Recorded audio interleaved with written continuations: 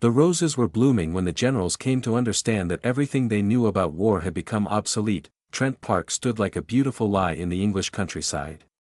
Its Georgian windows caught the August sunlight. Its gardens stretched green and peaceful toward ancient oak trees. From a distance, it looked like a place where wealthy families might spend their summers drinking champagne and discussing poetry. No one would guess that 35 of Germany's highest-ranking military officers lived here as prisoners, or that microphones hidden in the walls recorded every word they spoke. General Friedrich von Hartmann walked the gravel path between the rose bushes, his hands clasped behind his back in the manner of a man who had spent 40 years in uniform. He was 58 years old. His hair had turned white during the winter of 1943, somewhere between Kursk and the long retreat that followed. He had commanded a panzer division that no longer existed, filled with men who no longer lived, fighting for a nation that no longer stood. The war in Europe had ended 3 months ago. Hitler was dead. Berlin was rubble. The Wehrmacht had surrendered unconditionally in May. Yet here, in this strange gilded cage, time moved differently. The British treated their prisoners with cold courtesy. They provided newspapers, though censored. They allowed walks on the grounds, though guards watched from every corner. They served decent food on fine china, though the portions reminded everyone that rationing continued. Von Hartmann stopped near a particularly vibrant red rose and studied it without really seeing it. His mind wandered, as it often did now, to the places he wished he could forget. The frozen villages outside Moscow. The execution pits he had pretended not to notice. The slave laborers in the underground rocket factories at Nordhausen, their eyes hollow, their bodies broken. He had told himself that a soldier follows orders. He had told himself that victory would justify everything. Now there was no victory, and justification had become impossible. From the manor house came the sound of voices raised in argument. That would be Brenner again. Luftwaffe General Otto Brenner never tired of explaining how Germany could have won if only the leadership had listened to him. He blamed Hitler for interfering with military decisions. He blamed the army for failing to support the air force. He blamed everyone except himself and the cause he had served with such enthusiasm. Von Hartmann had stopped arguing with Brenner weeks ago. What was the point? They were all waiting now, waiting for trials, waiting for judgment, waiting to learn whether they would face prison or the gallows. The Nuremberg tribunals loomed on the horizon like storm clouds. Some of the generals believed they would be treated as honorable prisoners of war. Others understood that the world had seen what happened in the camps, and the world wanted blood. That he continued walking until he reached his favorite bench, hidden behind a hedge where he could sit alone with his thoughts. But today the bench was occupied. General Wilhelm Schreiber sat there, motionless as a statue, staring at nothing. Schreiber was the oldest among them, 67 years old, a veteran of the First World War who had survived Verdun and the Somme. He rarely spoke in the group discussions. He never defended the Nazi regime or complained about their imprisonment. He simply watched and listened and kept his own counsel. Von Hartmann hesitated, then sat down beside him. For a long moment, neither man spoke. The newspapers say Japan is still fighting, Schreiber finally said, his voice dry as autumn leaves. The Americans are bombing their cities to ash, and still they fight. The Japanese believe surrender is worse than death, von Hartmann replied. Their soldiers will fight to the last man. As ours did. As we ordered them to.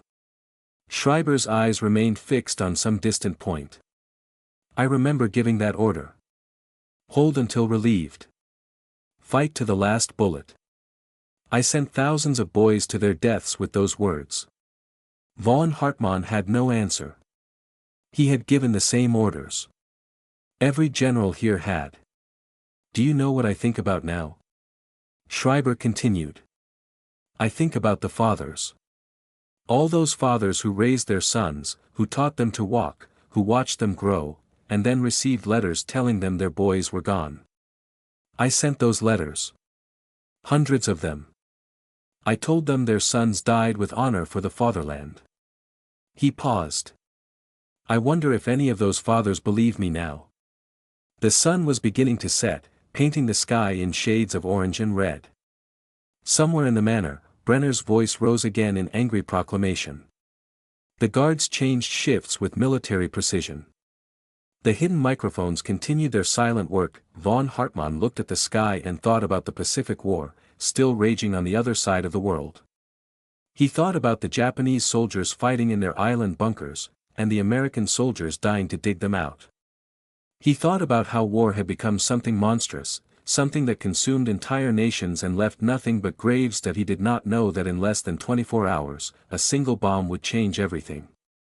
He did not know that the age of total war was about to give way to something far more terrifying, that he only knew that the roses were blooming, and that he could not remember the last time he had slept through the night. The British officer entered the dining hall at exactly 10 in the morning, and the way he walked told von Hartmann that something had broken in the world. Officers moved differently when they carried ordinary news. They strolled. They chatted. They treated the German prisoners with the casual contempt of victors who had nothing left to prove. But this officer walked like a man who had just witnessed a miracle or a catastrophe and could not yet determine which. The breakfast conversations died as 35 generals turned to face him. Brenner was mid-sentence, explaining again how the Luftwaffe could have won the Battle of Britain if only Göring had listened to him. Even he fell silent. "Gentlemen," the officer said. His voice was steady, but his hands were not. "Yesterday, the United States Army Air Forces dropped a new type of bomb on the Japanese city of Hiroshima." He paused, as if the next words were difficult to speak. "A single bomb. The city has been destroyed. Casualties are estimated in the hundreds of thousands." No one moved. No one spoke. "That is all the information I am authorized to share." The officer turned and walked out, his footsteps echoing in the sudden silence. Brenner was the first to react. He laughed, a sharp, barking sound that had no humor in it. "Propaganda," he declared. "Obvious propaganda. One bomb cannot destroy a city. The Americans are trying to frighten Japan into surrender with lies." Several officers nodded in agreement. It made sense. The Allies had always exaggerated their capabilities. Strategic bombing had been devastating, certainly, but it required hundreds of aircraft dropping thousands of bombs over many hours. One bomb destroying an entire city was fantasy. It was impossible, but von Hartmann did not nod. He sat frozen in his chair, his breakfast forgotten, his mind racing backward through memory. Before the war, before he became a general, before he learned to stop asking questions, he had known a physicist named Heinrich. They had met at a dinner party in Berlin, sometime in the late 1930s. Heinrich had spoken about splitting the atom, about releasing the energy that held matter together. He had called it the fire that burns at the heart of the sun. Heinrich had also said, very quietly, that if such a fire were ever unleashed as a weapon, it would make all other weapons obsolete. It would be the end of warfare as humanity had known it, or possibly the end of humanity itself. Von Hartmann had dismissed it as academic speculation. Scientists always talked about world-changing discoveries that never materialized. But now, sitting in the dining hall of Trent Park, he remembered the look in Heinrich's eyes. It had not been excitement. It had been fear. The arguments erupted around him like artillery fire. Some generals insisted the bomb was real and began calculating its implications. If the Americans could destroy a city with a single weapon, then the Pacific War would end within days. Japan had no defense against such power. No nation did. Others refused to believe. They dissected the officer's statement, searching for signs of deception. How could a bomb be transported? What aircraft could carry something powerful enough to level a city? The physics did not add up. The engineering did not add up. It had to be a trick. Schreiber sat apart from both groups, sipping tea that had grown cold in his hands. Von Hartmann watched him and saw recognition in the old man's eyes. Schreiber understood. He had fought at Verdun, where German and French artillery had fired over 60 million shells over 10 months and killed nearly 1 million men without either side gaining significant ground. If a single bomb could now do what all that artillery could not, then the world had changed forever. By afternoon, more information filtered through. The bomb was called an atomic bomb. It worked by splitting uranium atoms, releasing energy on a scale that dwarfed any explosive ever created. The blast had flattened everything within a mile of the detonation point. Fires had consumed what the blast left standing. Survivors reported burns from a new kind of radiation that the doctors did not yet understand. The numbers kept climbing. 80,000 dead. 100,000. Perhaps more. No one knew for certain because the city's infrastructure had ceased to exist. That evening, von Hartmann could not eat. He walked alone in the rose garden, watching the sun set over England, and thought about Hiroshima burning 6,000 miles away. He thought about the women and children who had woken up yesterday morning with no idea that death was approaching at 500 miles per hour in the belly of a silver bomber. He thought about how quickly everything could end, and he thought about Germany's own atomic program, the research that had consumed millions of marks and produced nothing usable before the war ended. If German scientists had succeeded, would the generals have used such a weapon? Would they have dropped it on London? On Moscow? On New York? He knew the answer. Of course they would have. That was what war had become. Total war. War without limits. War that consumed everything and everyone until one side had nothing left to burn. The hidden microphones recorded something that night they had never recorded before. In 3 separate rooms, German generals knelt beside their beds and prayed. Sleep abandoned them all that week, and Trent Park became a place of ghosts walking among the living. Von Hartmann found himself wandering the corridors at 3 in the morning, only to encounter other generals doing the same. They nodded to each other without speaking, men who had once commanded tank divisions and infantry regiments and bomber wings, now reduced to insomniacs shuffling through an English manor house in their nightclothes. The hidden microphones captured their footsteps but recorded little conversation. There was nothing left to say. The debates had exhausted themselves. On the first day after the news, the dining hall had erupted with theories and arguments and accusations. By the third day, even Brenner had stopped defending the idea that the bomb was propaganda. Too many details had emerged. The American president had issued a statement. British scientists had confirmed the physics. Japanese radio broadcasts, intercepted and translated, described horrors that no propagandist could invent. People turned to shadows on walls, survivors whose skin slid off their bodies, a black rain falling on the burning city. Hiroshima had ceased to exist. That fact settled over the German generals like a weight they could not lift. Von Hartmann sat in the library on the morning of August 9, staring at a book he could not read. His eyes moved across the words, but his mind remained fixed on a single question that had no answer.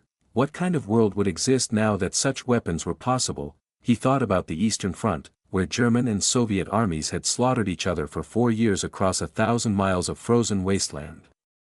He thought about the bombing campaigns that had turned Hamburg and Dresden and Cologne into crematoriums. He thought about the death camps that the Allies had discovered, the photographs that had appeared in newspapers around the world, the evidence that Germany had industrialized murder on a scale that made previous atrocities look like amateur efforts. And now, after all of that, after millions of deaths and cities reduced to rubble and nations bankrupted and broken, now a single bomb could accomplish in a second what had previously required years of total war. Brenner entered the library like a storm, his face flushed with an anger that had no proper target.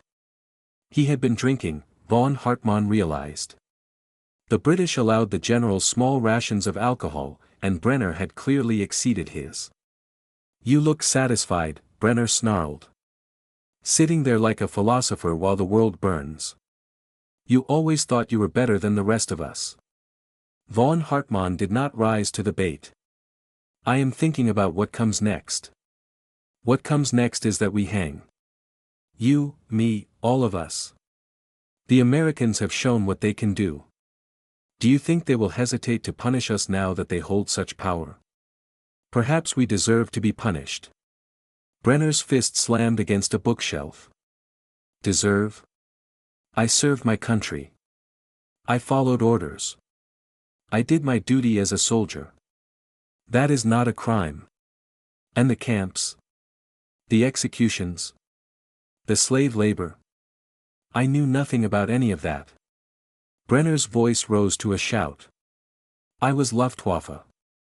I fought in the air, against military targets. I had nothing to do with what the SS did on the ground. Von Hartmann finally looked up. His eyes were tired, ancient with exhaustion. We all knew. Every general in this house knew. We saw the trains going east filled with people and coming back empty. We heard the reports from the occupation zones. We signed the orders that sent prisoners to work in the factories. We knew, and we said nothing, and we did nothing. Brenner raised his fist as if to strike him, but the blow never fell. Schreiber appeared in the doorway, his presence somehow filling the room despite his frail body. Another bomb has fallen, the old man said quietly. Nagasaki. This morning. The library went silent. Even Brenner's rage seemed to deflate. Nagasaki. Von Hartmann tested the name on his tongue. Another city he had never heard of, now reduced to ash and shadows. Then Japan will surrender. Japan will have no choice. Schreiber moved slowly to a chair and sat down, his joints protesting. The Americans can destroy their cities one by one until nothing remains. No army can defend against this. No air force. No navy. The rules have changed. Brenner said nothing. He stood frozen, his raised fist slowly falling to his side. I wonder, Schreiber continued, what happens when more nations possess such weapons. The Americans have them now. The Soviets will have them soon, their scientists are not fools. The British. The French. Perhaps eventually the Chinese, the Indians, others we have not yet imagined. Von Hartmann understood what the old man was suggesting. If every nation can destroy every other nation with the push of a button, then war becomes impossible. Or else it becomes the end of everything. Precisely. Schreiber's voice held no hope, only a cold recognition of fact. Humanity now holds the power to destroy itself. The question is whether we have the wisdom not to use it. None of them had an answer. That night, von Hartmann dreamed of fire falling from the sky, and when he woke, he did not know if he had dreamed the past or the future. The Emperor's voice crackled through the radio on August 15, speaking in a formal Japanese that even the translators struggled to follow, but the meaning was unmistakable. Japan had accepted unconditional surrender. The war that had consumed the world for 6 years was finally over. Von Hartmann heard the news while standing alone in the manor's great hall, where a British officer had assembled the prisoners for the announcement. He watched his fellow generals absorb the information, some with relief, some with bitterness, some with faces so empty that they might as well have been made of stone. Brenner stared at the floor, his earlier rage burned out and replaced by something that looked disturbingly like despair. Schreiber closed his eyes and moved his lips in what might have been a prayer. 2 bombs had ended it. 2 bombs and 9 days. The entire Japanese military machine, the millions of soldiers still occupying China and Southeast Asia, the fanatical defense plans for the home islands, all of it rendered meaningless by a weapon that most of the world had not known existed a week ago. Von Hartmann thought about the invasion that would now never happen. American military planners had estimated that conquering Japan through conventional means would cost 1 million Allied casualties and perhaps 10 million Japanese dead. Those numbers had seemed acceptable in the calculus of total war. Now 2 cities had been sacrificed to spare those millions, and no one could say whether the trade had been just or monstrous or simply inevitable. The days that followed passed in a strange quiet. The arguments stopped. The debates about tactics and strategy and who had been responsible for Germany's defeat seemed suddenly pointless. What did it matter whether Rommel should have attacked here or Guderian should have defended there? The era of tank battles and infantry assaults was ending.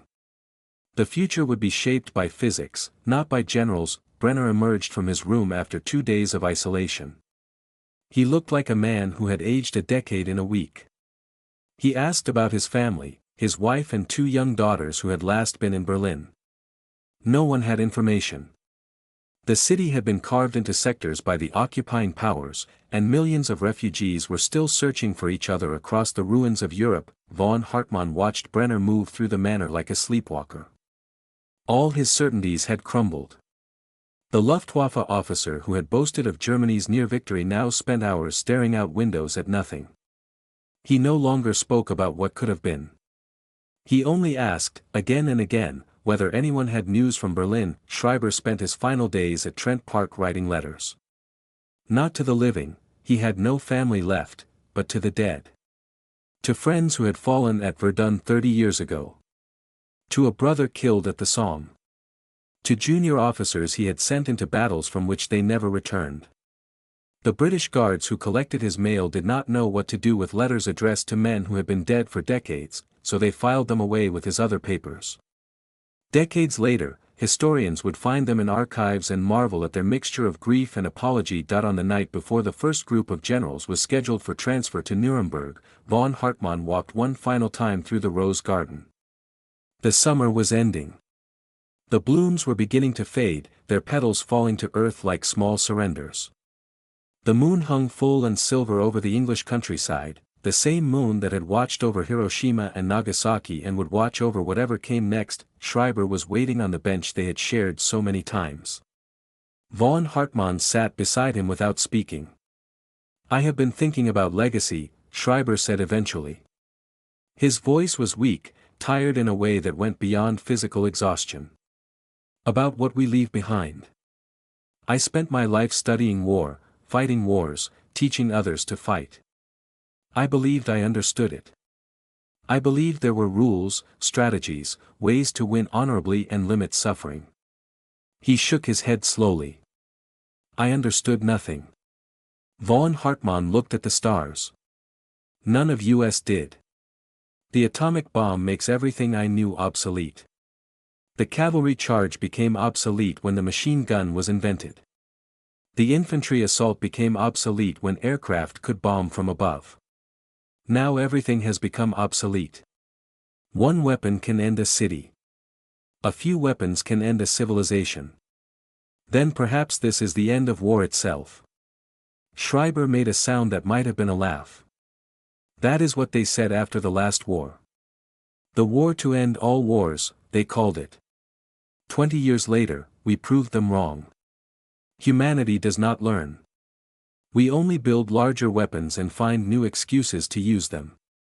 They sat in silence as the moon continued its slow arc across the sky. Somewhere in the manor, a guard changed shifts. Somewhere across the ocean, the occupation of Japan was beginning. Somewhere in the rubble of Hiroshima and Nagasaki, survivors were still dying from radiation they could not see or understand. "What happens to us now?" von Hartmann asked. "Trials. Testimony. Judgment." Schreiber rose slowly to his feet, his old bones protesting. "Some of us will hang. Others will go to prison. A few may go free. But none of us will escape what we saw here this week. None of us will forget that humanity now holds the fire of the sun in its hands." He walked back toward the manor, leaving von Hartmann alone with the fading roses and the silent stars. Dawn came slowly, painting the sky in shades of pink and gold. Military trucks arrived to begin the transfers. Guards assembled prisoners. Papers were signed and stamped. The machinery of justice ground forward. Von Hartmann walked toward the waiting truck without looking back at the garden. The atomic age had begun, and the old world, his world, the world of trenches and tanks and bayonet charges, was already fading into history. Whether the new world would be better or worse, he could not say that. He only knew that nothing would ever be the same again.